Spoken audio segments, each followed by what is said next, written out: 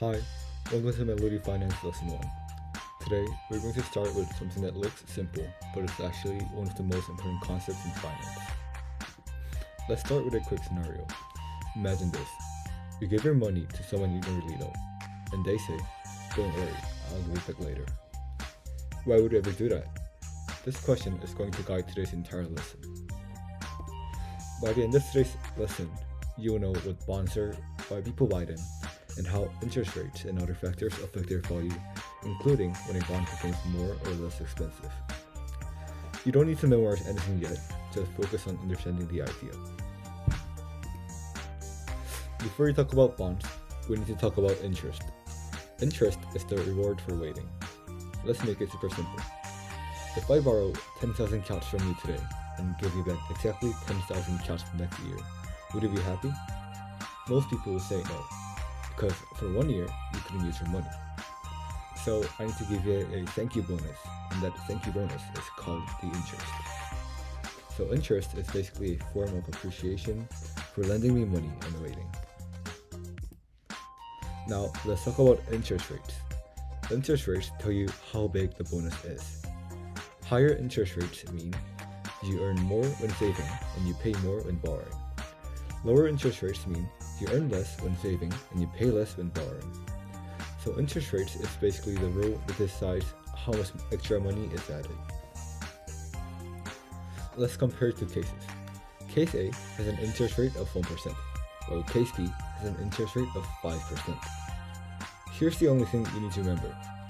If the interest rate is bigger, the extra money becomes bigger too. So if you save 10,000 kyats, which gives you more extra money? Case B, right? Because 5% is bigger than 1%. And if you borrow 10,000 kyats, which one makes you pay more extra money? Also case B. So higher interest rates are good when saving, but bad when borrowing. Now look at this. In 2025, Myanmar has an interest rate around 9%, while the US is close to 3.5%. That difference changed how much people borrow, how much people save, and how attractive bonds are. For now, you don't need to know why countries have different interest rates.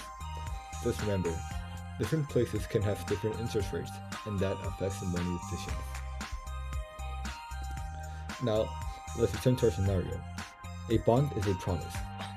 Person A says, "I'll give you 5 million kyats back after 1 year." But yet, you don't really know if you should trust person A or not. So in bonds, the keyword is trust. On a more intuitive level, a bond is like a loan you give to a government or a company. Here's the step-by-step idea. First, you give them money right now. Then, they pay you a small extra money over time, and this is called the interest. Third, you wait until the bond ends. And lastly, you get your original money back.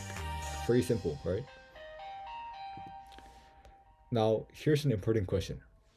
Why do some bonds pay low interest while others pay high interest? It is because not everyone is equally safe. If something feels safer, they don't need to offer a big bonus. But if something feels riskier, they need to offer a bigger bonus to convince potential buyers.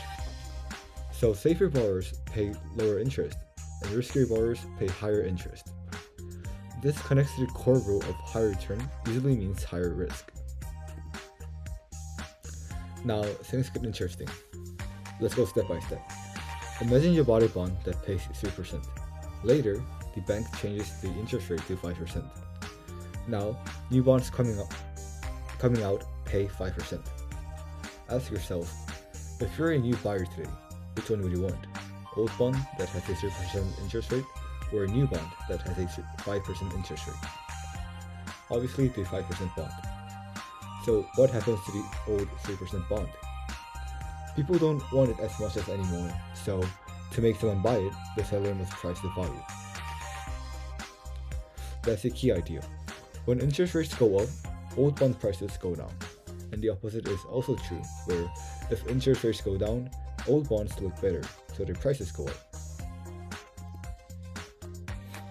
Before our next lesson, I need to think about these two. Why would a bank increase or decrease interest rates? And would you prefer a risky bond with high interest or a stable bond with lower interest? And also, if you have any questions, please leave any comments on the M.E.L.O.D.Y website. That's it for lesson 1. Thank you for listening, and I'll see you next time.